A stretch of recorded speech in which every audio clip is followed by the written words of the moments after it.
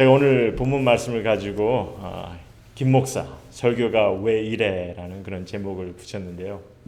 아마 더러는 아니 목사님 제목이 왜 이렇습니까? 하고 물어보고 싶어 하시는 분들도 계실 거예요. 뭐 그렇게 물어보셔도 할 말은 없습니다. 제가 제목을 이렇게 잡았으니까. 그런데 이제 사실 제가 왜 이렇게 제목을 잡게 되었냐면요. 사실 제가 예전에 나는 설교를 잘 듣지는 않는데 어떻게 최근에 아주 오래전에 설교를 좀 제가 10년이 넘은 설교인데 그 설교를 좀 들어보았습니다. 제 설교를 들어봤는데 근데 들어보니까 그때 설교가 나름대로 괜찮더라고요. 유머도 넣고 뭐 예화도 많이 들고 또 듣기도 좋고 감동이 되는 그런 말도 많이 하고 아마 그래서 제 아내도 예전 설교가 좀 더 낫다고 그런 말을 종종 하는 것 같아요. 아무튼 요즘보다 더 듣기 좋은 그런 설교를 했던 것 같아요. 그래서 이런 제목을 좀 한번 잡아왔습니다. 김 목사 요즘 설교 왜 이래? 라는 제목으로 제가 왜 이렇게 변했는지, 왜 이렇게 감동보다는 강의 같은 뭐 그런 설교를 하게 되었는지. 하지만 그래도 좀 변명 같지만 오늘 본문을 통해서 사실 제가 왜 이렇게 설교를 하게 되었는지 좀 성도님들께 고백 겸 설득을 좀 했으면 합니다. 사실 제 설교가 이렇게 변하게 된 데는요 나름 이유가 있습니다. 물론 이제 이 변화를 뭐 달갑게 여기지 않으시는 분도 계실 거예요. 왜냐하면 좀 꼭 태보한 것 같잖아요. 듣기 좋은 설교, 감동 있는 설교에서 이제는 좀 밋밋한 설교, 좀 강의 같은 설교 이렇게 그런 설교를 하고 있으니까. 하지만 제게는 오히려 제대로 된 변화, 발전이라고 생각하거든요. 그리고 이렇게 생각을 하는 데는 중요한 이유가 있기 때문이죠. 저라고 뭐 듣기 좋은 말, 뭐 재미있는 설교, 좀 감동 있는 그런 설교를 하기 싫어서 안 하겠습니까? 하면 좋죠. 많은 사람들이 좋아할 텐데. 하지만 나름 지금의 설교처럼 말씀 자체를 전하려는 그런 결단을 하게 된 이유는요. 좀 그런 중요한 이유가 있는데 그게 뭐냐? 사실 오늘 본문 말씀이 이를 좀 보여주고 있기 때문에 사실 좀 이를 좀 함께 봤으면 합니다. 그래서 말씀을 통해 좀 설명을 드리고자 하는데 좀 우리 한마음교회 성도님들을 좀 설득하려고 합니다. 좀 본문을 통해서. 그래서 일단은 우리 말씀을 좀 같이 먼저 보기로 하죠. 일단 오늘 말씀의 23절, 25절 말씀 먼저 보기로 하겠습니다. 23절 보니까 너희가 거듭난 것은 썩어질 씨로 된 것이 아니요 썩지 않을 씨로 된 것이니 이렇게 말씀하고 있어요. 거듭난 것은 뭐 무슨 의미인지 다들 아시죠? 우리 신앙인들은 주님 안에서 다시 태어난 이들입니다. 뭐 다들 잘 아실 거예요. 다시 태어났다는 가르침. 근데 이 가르침을 좀 가볍게만 생각하지 마시기 바랍니다. 좀 가볍게 생각하시는 분들이 많은 것 같아요. 다시 태어났다는 거 사실 너무나 귀한 말씀이죠. 또한 바로 인식할 필요가 있는 말씀이에요. 여러분 제가 어떻게 다시 태어났는지 무엇을 위해 거듭났는지 바로 인식할 필요가 있다는 거죠. 그래서 이는 우리가 말씀을 정리하며 좀 나누겠습니다. 어쨌든 우리가 거듭난 이들인데 보니까 좀 썩어질 씨로 된 것이 아니라 썩지 아니할 씨로 거듭났다 하죠. 좀 설명이 필요한 말인데요. 여기서 씨라는 것은요. 다시 태어나는 이의 새로운 어떤 근원이 되는 것을 설명하고 있죠. 그래서 다시 태어나게 하는 것이 그 근원이 썩지 않는 것으로서 계속 보시면은 살아있고 항상 있는 하나님의 말씀으로 되었느니라 이렇게 말씀하세요. 여러분이나 제가 거듭난 자가 되었는데 새로운 생명을 얻은 자가 되었는데 무엇에 근거를 두고 되었냐면요. 썩지 않는. 그래서 살아있고 항상 역동하는 하나님의 말씀으로 되었다는 겁니다.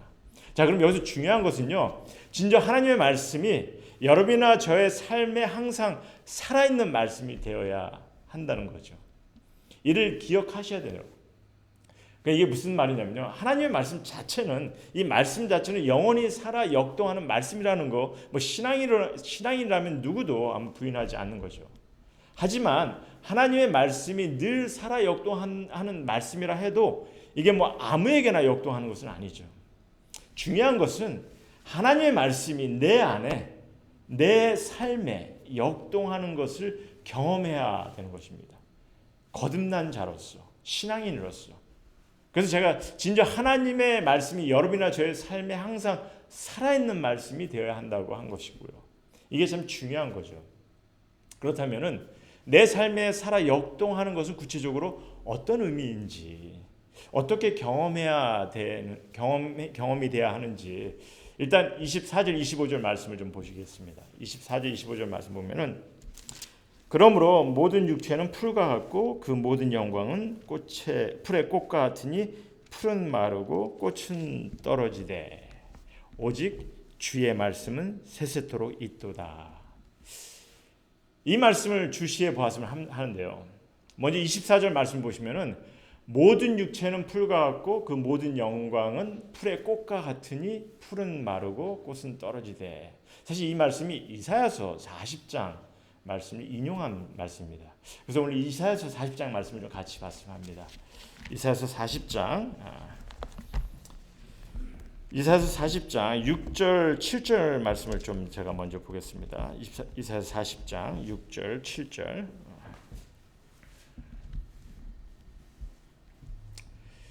보시면요, 말하는 자의 소리여 이르되 외치라. 대답하되 6절 7절 보겠습니다. 죄송합니다. 내가 무엇이라 외치리까 하리니 이르되 모든 육체는 풀이요 그의 모든 아름다움은 들의 꽃과 같으니 풀은 마르고 꽃이 시듬은 여호와의 기운이 그 위에 붐이라. 그러니까 여호와 하나님께서 입김을 불기 때문에 이게 지금 이제 시들어 간다는 얘기를 합니다. 그러면서 이제 8절에 보면은 우리 하나님의 말씀은 영원히 서리라 이렇게 적고 있어요. 그래서 이제 베드로가 이 말씀을 인용하는데요. 저희가 이 부분을 좀 나중에 더 보겠습니다만, 그럼 무슨 의미로 이 말씀을 인용하였는지, 한마디로 우리 인간이 추구하는 거, 그리고 그러니까 인간이 추구하는 거, 그리고 그로 영광도 드러날 수 있는 거, 이 모든 것들은 풀과 같고 꽃과 같다는 거죠. 한순간 활기차 보이고 아름다워 보이지만은 결국 마르고 떨어진다는 것입니다. 영원할 수 없다는 겁니다. 더군다나 이게 풍성한 것 같고 아름다워 보일 때 하나님께서 불어서 날려버릴 수도, 또 마르게 할 수도 있다는 거죠.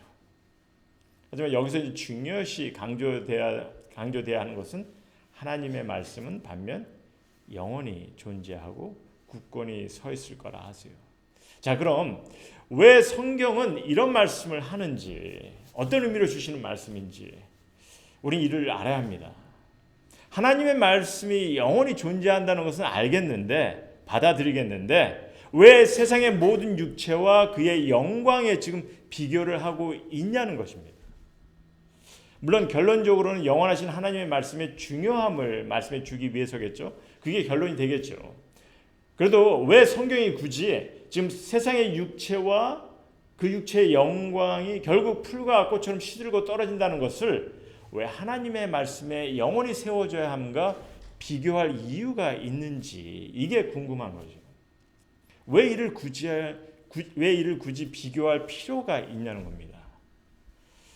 거듭난 우리에게 지금 살아 역동하는 하나님의 말씀이 내게 근원이 됨을 말씀하셨어요.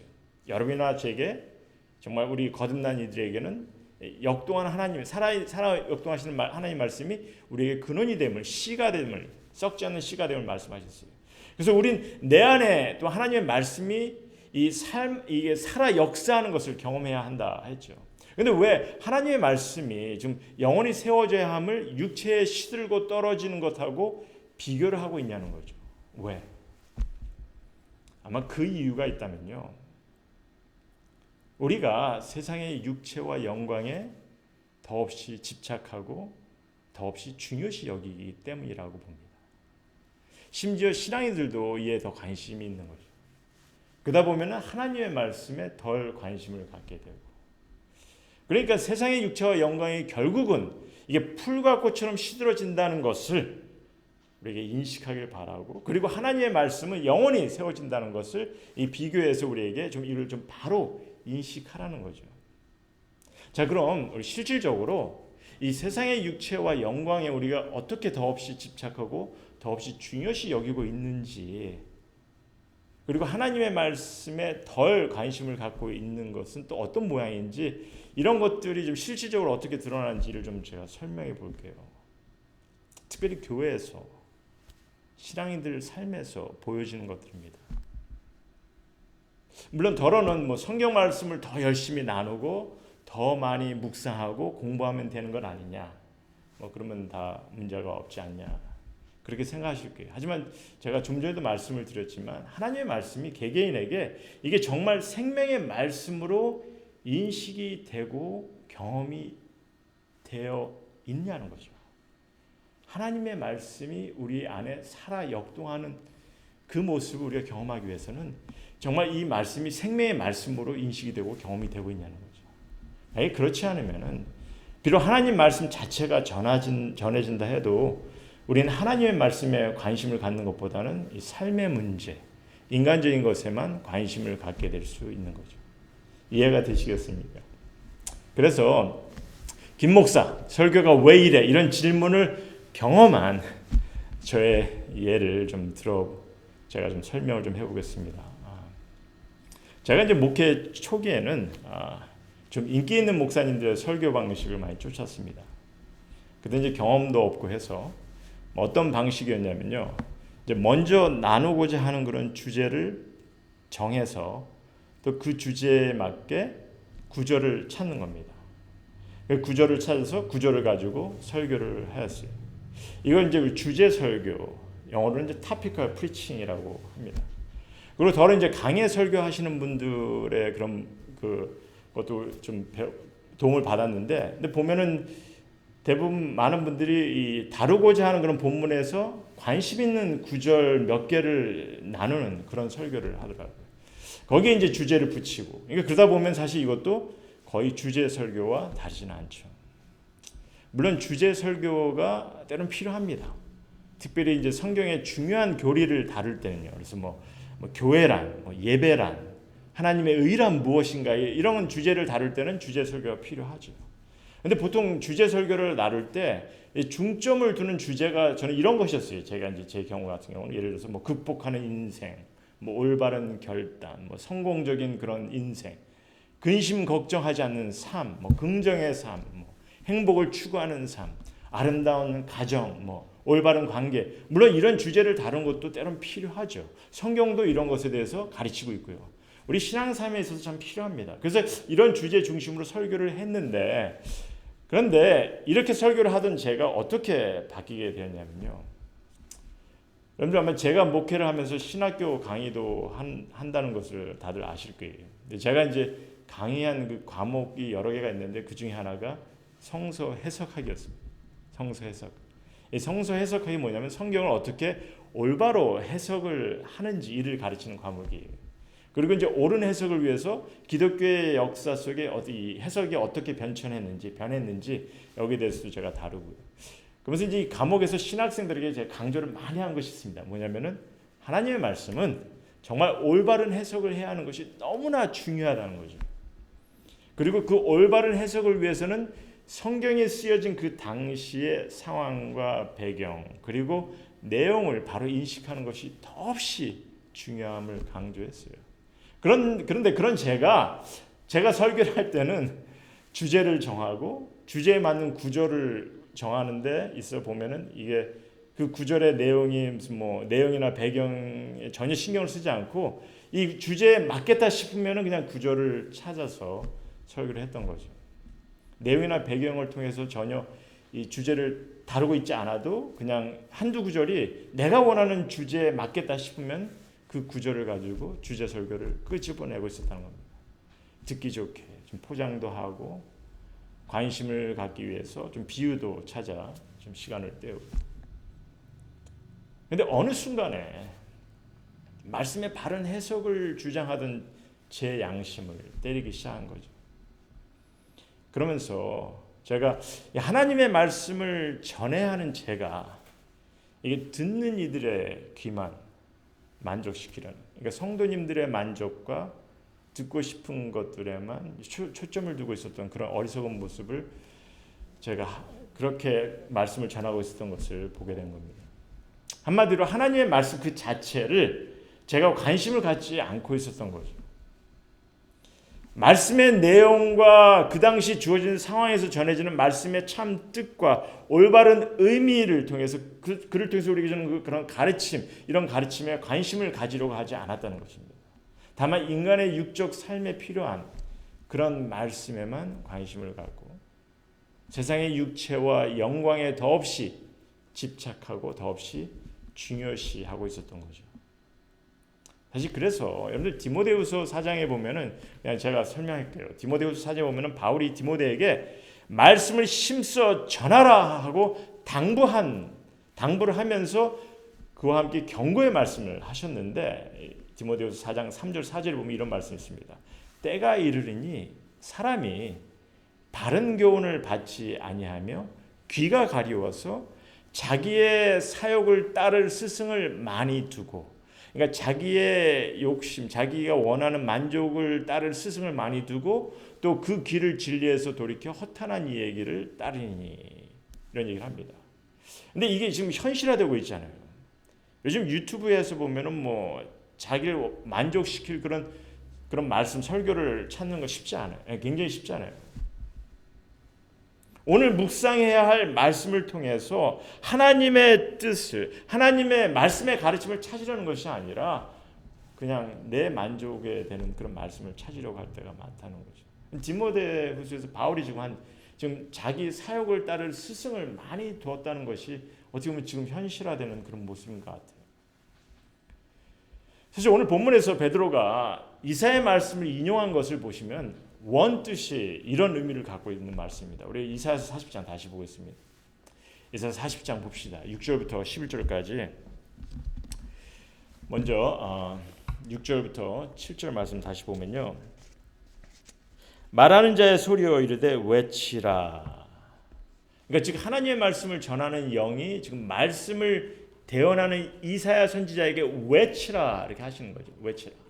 그러니까 이사야 선지자가 대답하되 내가 무엇이라 외치리까 하니, 그러니까 무엇을 선포해야 합니까 하고 묻는 거죠. 이르되 모든 육체는 풀이요 그 모든 아름다움은 들의 꽃과 같으니 풀은 마르고 꽃이 시들은 여호와 풀은 마르고 꽃이 시들음은 여호와의 기운이 그 위에 붐이라.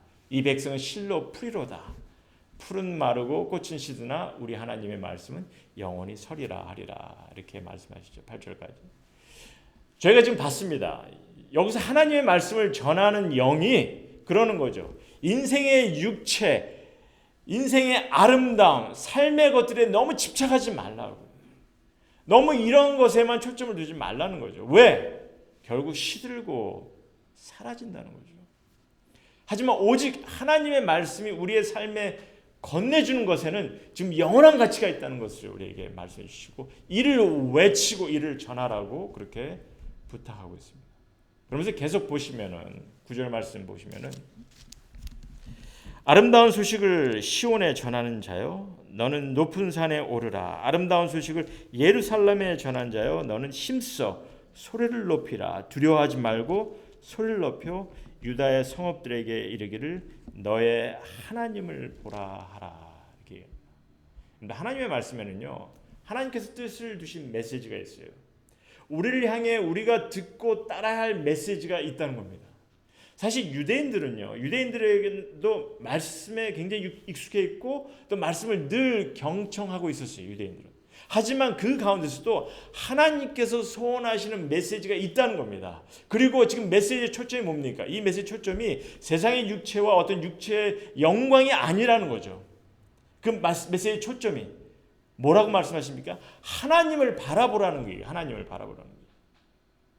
그래서 이런 메시지를 소리 높여 외치라는 거예요.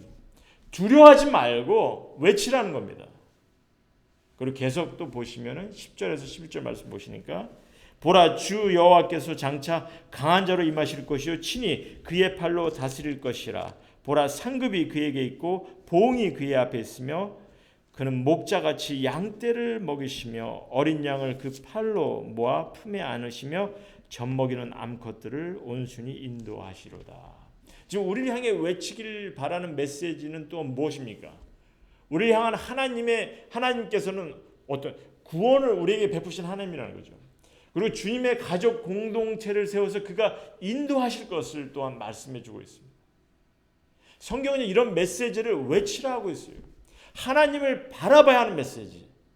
주님께서 우리를 어떻게 구원하시고 어떻게 인도하시는지 이를 전하라 하십니다. 인간의 육체에 필요한 메시지가 아니라 우리의 영광과 우리의 성공에 관한 메시지가 아니라 우리 가운데 살아 역사하시고 영원히 존재하는 우리의 삶을 인도하실 하나님의 뜻을 전하라 이렇게 말씀하신 거죠. 그래서 저는 사실 어느 순간부터 저는 제가 신학생들을 가르칠 때 처음부터 강조하는 것이 있습니다. 무엇이냐면요. 잘 듣시기 바랍니다. 하나님의 말씀은 여러분이나 나를 위해 쓰여진 말씀이 아니라는 거예요. 하나님의 말씀은 여러분이나 나를 위해 쓰여진 말씀이 아니라 물론 하나님의 말씀은 분명 우리를 향해 전해진 말씀이에요. 우리 인간을 향해 전해진 말씀입니다. 하나님의 말씀. 하지만 나 개인을 향해 특별한 메시지를 주시기 위해 쓰여진 말씀이 아니라는 거예요. 성경을 통해서 먼저 나 자신을 보려고 하면 안 되고 우리가 이를 먼저 인식해야 합니다.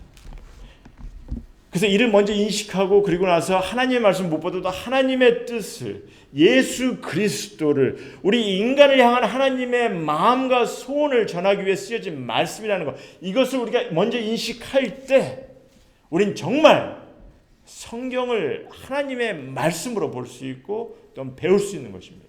그리고 우리가 하나님의 말씀을 볼 때 이 하나님의 말씀이 우리의 삶에 역사하는 것을 경험하게 되는 거죠. 하나님의 말씀이 우리 가운데 영원히 함께 존재하며 우리를 지키시고 인도하심을 경험하게 되는 거죠. 그리고 오늘 말씀처럼 우리 복음의 참뜻을 또한 우리가 볼 수 있게 되는 거죠. 베드로가 뭐라고 합니까? 너에게 전한 복음이 곧 이 말씀이라 이렇게 하신 것처럼.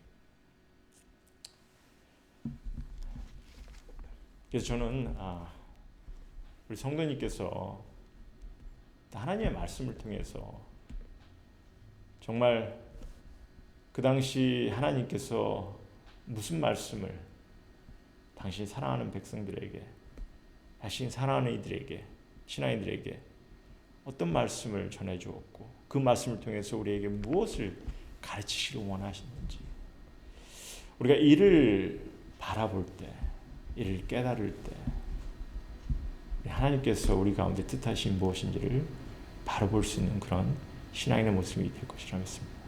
그리고 하나님의 말씀이 영원히 우리 가운데 또 살아 역사하심을 경험하게 되는 거죠. 그럼 이제 우리가 말씀을 정리하면서 제가 거듭난 것에 대해서 좀 가볍게만 생각하지 말라 이렇게 부탁을 드렸는데요. 그래서 여기서 제가 어떻게 다시 우리가 태어났는지 또 무엇을 위해 거듭난지를 좀 나누며 말씀을 좀 정리하고자 합니다. 먼저 우리 한마음교회 성도님 모두 어떻게 다시 태어났는지는 아시죠? 우리 하나님의 은혜로 예수 그리스도의 사랑으로 우린 거듭난 자가 되었죠. 죄로 인해 죽음의 심판을 받을 수밖에 없는 우리를 위해서 예수님께서 그 심판을 대신하셨어요. 우리의 모든 죄를 짊어지시고 그래서 우리는 다시 태어날 수 있게 된 거죠. 그가 우리의 죄를 대신했기 때문에 우리의 죄로 인한 우리는 죽음의 심판을 예수님께서 받으셨기 때문에 우리는 벌써 이미 그와 함께 장사되었고 이제 그와 더불어 다시 태어나게 된 거죠. 그것도 이제 하나님이 보시기에 이제는 용서받은 자로 다시 태어난 겁니다. 의로운 자로 하나님 보시기에 의로운 자로 하나님 보시기에 정말 거룩한 자로 다시 태어나게 되었어요. 그러니까 오늘 21절 말씀처럼 보면은 이제 베드로전서 1장 21절을 보면은 이런 일을 이루신 하나님께 우리의 믿음과 소망이 있게 하신 거죠. 이렇게 우리 믿음과 소망을 하나님께 두는 것은요, 우리를 다시 태어나게 하신 주님의 뜻을 바라보고 그 뜻에 합한 삶을 살아가야 하는 것을 우리에게 또한 말씀해 주고 계시는 거죠. 그리고 우리가 무엇을 위해 거듭난지를 아셔야 한다 이렇게 얘기했는데 그 무엇을 어떻게 합니까? 그럼 우리가 이제 무엇을 위해 거듭났는지 그 무엇을 어떻게 해야 되는지 오늘 말씀이 우리에게 말씀 주시잖아요. 일단 우리 삶의 근원은 썩지 않는 영원히 살아있는 그런 하나님 말씀이라 했잖아요. 그러니까 우리가 이 말씀을 통해서 우리가 알아야 됩니다. 무엇을 위해 거듭난지를. 그래서 말씀을 보자는 게 하나님의 말씀을 보자는 겁니다. 내가 듣고 싶은 말씀으로 내게 만족을 주는 그런 말씀으로 보려고 하지 마시고 일단 말씀 자체를 말씀으로 보자는 겁니다. 제가 왜 이런 말을 자꾸 반복해서 강조하고 있냐면요. 보통 많은 분들이 듣고 싶은 말을 들으려고 합니다. 성경에. 본인이 원하는 말씀에 맞춰지기 원하는 게 참 우리 인간의 모습인 것 같아요. 근데 우리는 사실 그 말씀이 무엇을 말해주고 있는지를 자꾸 보도록 하고 돌아가야 됩니다. 제가 왜 이렇게 이것을 강조하냐면 성경 말씀은 66권이라는 아주 광범위한 그런 말씀입니다. 별 말씀이 다 있어요. 그래서 듣기 좋은 한두 구절을 뽑아서 이게 말을 붙이다 보면요. 사실 못할 말이 없는 거죠. 심지어 이 코에 걸면 코골이, 귀에 걸면 귀걸이식의 말씀이 될 수 있다는 거죠. 그러니까 이단의 가르침도 나오는 겁니다. 사실 성경에 어떤 한 인간이 이렇게 하소연하듯 이렇게 한 말이 기록되었는데 그 말 가지고 하나님의 말씀이라고 포장하기도 해요. 그래서 우리가 말씀을 통해 너무 인간적인 것에만 초점을 두려고 하면요. 이게 성경을 가지고 그날의 운세를 점치는 것 같은 그런 인상을 줄 수도 있다는 거죠. 특별히 불신자들에게는 너무 인간적인 것으로 우리가 내가 원하는 말씀 그 찾다 보면 그래서 기록된 말씀 그 자체로 들어가야 되는 거예요. 기록된 말씀 그 자체로. 기록된 상황과 기록된 배경 속에서 전해주는 그 말씀의 의미를 찾고 거기서 말씀의 가르침을 보려고 하는 거죠. 내가 지금 주어진 여건에 맞춰서 말씀을 풀어가려고 하는 것이 아니라 일단 주어진 말씀을 통해서 그래서 그 말씀을 이해했을 때 내게 주어진 여건에 이게 어떻게 적용이 되는지 그 부분을 우리가 생각하는 거죠. 그렇지 않으면 우리는 인간 스스로가 만들어가는 그런 잘못된 해석, 잘못된 가르침이 나올 수 있는 것입니다. 뭐 쉬운 예로 보면은 우리가 이제 잘 아는 시작은 미약하나 끝은 창대하리라라는 표현을 좋아합니다. 그렇죠? 특별히 성경에서 나온 말씀이다 보니까 굉장히 좋아해요. 하지만 여러분들 아시는 분은 아시겠지만은 이 구절은요. 욥의 친구인 한 인간이 자기의 어떤 그 스스로가 인간 그 삶의 이치를 설명하라고 얘기한 말 중에 하나죠. 나중에 그래서 그 친구는 욥의 친구들은 다 하나님께 꾸중을 듣습니다. 나름대로 스스로가 뭔가 하나님을 대변하듯이 얘기를 하려고 했는데 결국은 하나님께 꾸중을 듣죠. 우린 그런 말씀을 그냥 말씀이 좋다 보니까 이 하나님의 말씀이라 하고서 우리가 그걸 쓰려고 하죠. 말씀의 내용을 무시하고 몇 구절만 뽑는다면요. 듣기 좋은 말씀은 너무 많다는 겁니다. 그래서 말씀의 진정한 뜻과 가르침을 무시할 수도 있는 게 그래서 제가 김 목사 설교가 왜 이래 이런 질문을 제가 듣고도 제가 이제 이 전의 모습으로 돌아갈 수 없는 것이 좀 하나님의 말씀으로 전해야 할 소명을 받은 자인데 어떻게 돌아가겠습니까? 자, 그럼 제가 좀 또 딴 길로 빠졌는데, 자, 그럼 어떻게 거듭나게 되었고, 저희가 이제 어떻게 거듭나게 되었고, 또 무엇의 근원이 되어 거듭나게 되었는지 나눴는데요. 예수 그리스도 하나님의 은혜, 주님의 사랑 때문에 거듭나게 되었고, 또 이 말씀의 근원이 되어 우리는 거듭나게 되었습니다. 그럼 궁극적으로 무엇을 위해 거듭났는지 오늘 본문 말씀에서 주는 것만 좀 생각해 봤으면 합니다. 오늘 본문 말씀에서 주는 것만 생각하면 말씀을 마치고자 하는데요. 과연 여러분이나 저는 무엇을 위해 거듭났는지 먼저 21절 아까도 봤지만은 우리에게 구원을 베푸시는 하나님께 우리의 믿음과 소망을 두고 우리가 살아가는 거죠. 그러니까 소망을 두고 살아간다는 것은 이 안에 영생의 소망도 있고 또 하나님께서 나와 늘 함께 하신다는 그런 믿음과 소망이 있는 거죠. 그래서 이렇게 하나님께 향한 믿음과 소망을 갖고 살아가는 것, 이것이 거듭난 자의 삶의 목적이고요. 그리고 또 한 가지 마지막으로 22절 말씀 우리 같이 읽으면서 좀 설명할게요. 제가 22절 말씀. 우리가 무엇 때문에 무엇을 위해서 거듭났는지 보면 너희가 진리를 순종함으로 이렇게 합니다. 너희가 진리를 순종함으로. 자, 진리를 순종한다. 일단 참 진리가 되는 하나님의 말씀 그 자체로 우리가 돌아가셔야 되죠. 진리를 알아야 거기서 시작해야 그래야 올바른 순종도 할 수 있는 거고요. 그렇죠? 그래서 그 진리를 순종함으로 너희가 진리를 순종함으로 너희 영혼을 깨끗하게 하여. 사실 이 말씀도 꼭 내가 말씀에 순종을 해야 나의 영혼이 깨끗하게 되는 것 같은 그런 인상을 주는 말씀입니다. 하지만 저희가 거룩에 대해서 나눴어요. 거룩이라는 거 나 스스로가 나의 행위로 이룰 수 없는 것이라 깨끗하게 할 수 없는 것이라 이렇게 나눴죠.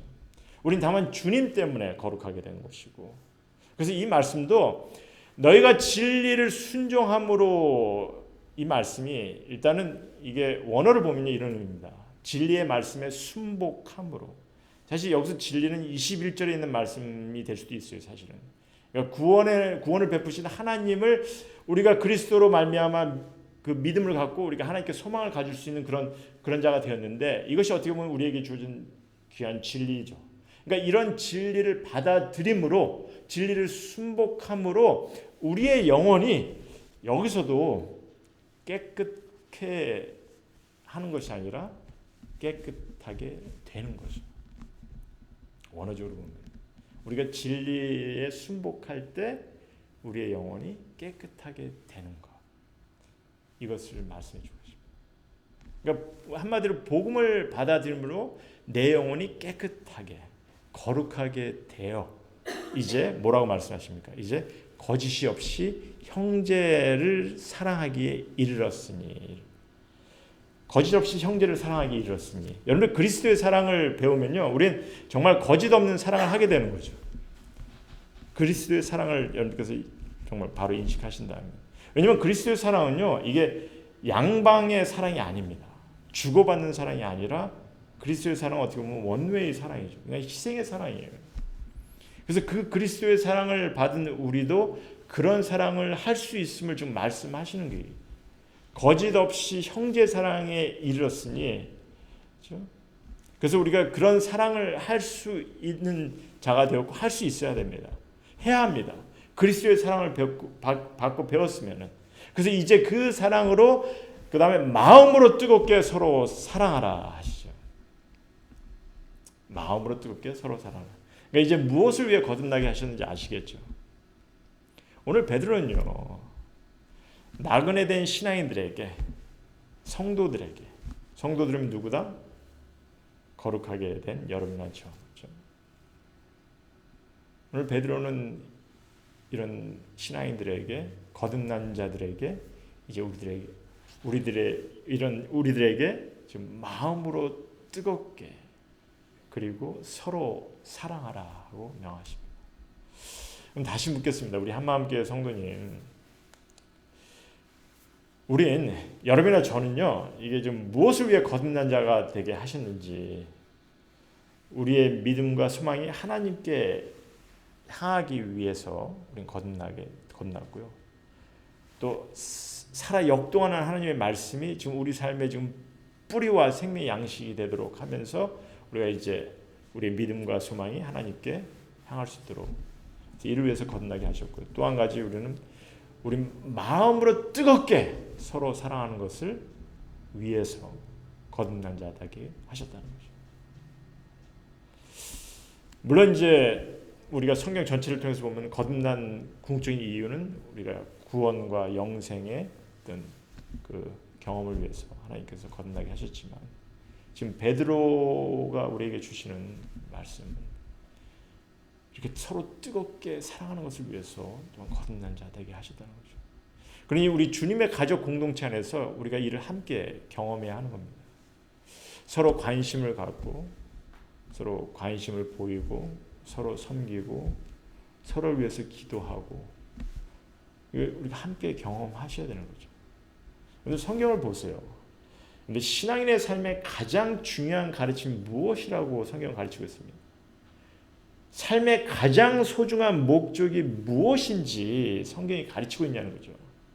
성경은요 우리가 신앙삶의 가장 중요한 가르침을 서로 마음으로 뜨겁게 서로 사랑하는 것을 가르치고 있어요.